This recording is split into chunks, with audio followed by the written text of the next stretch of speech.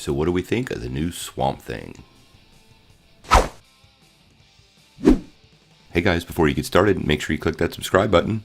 And if you don't ring that bell, you won't get any updates. Hey guys, welcome to our review of Swamp Thing. Well, at least the first 2 episodes. And boy, is it going to be swell. Swell? If Clark can do it, I can do it. Let's move on. Since the DC Universe has dropped, we first got Titans, and then we got Doom Patrol. And, let's face it, Doom Patrol has been considerably better than Titans. And Swamp Thing has just taken it 5 levels higher. This is by far the best show they've put out, and I might have a new favorite. Now, here's a little secret. I'm actually old enough to remember the original Swamp Thing movie, as well as the Return of the Swamp Thing back in the 80s, as well as the USA Network show from 90 to 93. But I've never been a huge fan of the comics. I might be a little bit of an easier sell than most. I will give everybody a little bit of warning. The show has taken considerable liberties with the origin of the character, which, if you didn't know, was created back in 1971 by the late great Len Wein and Bernie Wrightson. And you almost can't mention the character without saying a little bit about Alan Moore's run in the 80s. Now, early on, we heard this was a horror show, and they weren't joking. James Wan's horror history is written all over this show. He keeps you on the edge of your seat, and with his style of horror, it's just fun.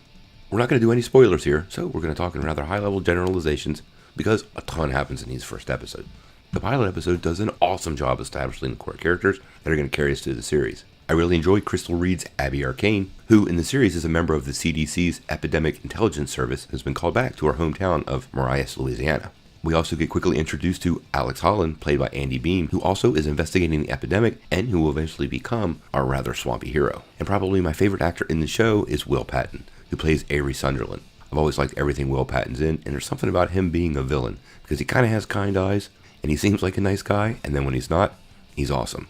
And then he lays on this southern accent that totally works. Now, like I said, there's a ton of horror in this. James Wan has always promised this series would be horror heavy, and he wasn't lying. The first 2 episodes waste no time setting the mood and establishing what kind of show this is really going to be. There's going to be a mix of suspense, action, and some serious gore. Just like Doom Patrol, if this was a movie, it absolutely would be rated R. So, might not be a show for the kiddies. The pilot is an origin story, but doesn't really waste a lot of time or get bogged down at all. And by the time you get to the end of the first episode, quite a bit has happened and you're very interested. The second episode takes it and runs. It takes that action and that gore up to the next level. The show really doesn't waste too much time getting us familiar with the Swamp Thing himself, and it's clear they're going to move the story along really fast. And by the climax of the second episode, almost all the plot points required to carry the series through the rest of the season are completely established.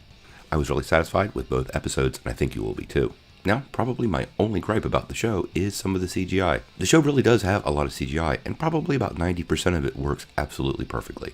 But every once in a while, it does slip a little bit. This is still a TV budget, and it never took me out of the story. But if I have to put my finger on one little thing to complain about, that would be it. Now, I do think some of our hardcore Swamp Thing fans may have a couple of issues. Like I said before, they do deviate from the canon origin story, and I know for a lot of hardcore fans, that's a big deal. But I think this has been developed to work on TV, and the first 2 episodes were so good, it'll be really sad if a hardcore fan doesn't give the show a chance. Overall, I'm giving the first 2 episodes 8 out of 10. They were great. If you don't subscribe to DC Network, you need to get over there and get it, because the show will be worth it. The first show airs May the 31st. Make sure you check it out. If you like this video, make sure you press like below, click subscribe, and if you don't ring that bell, you won't get any updates. Peace.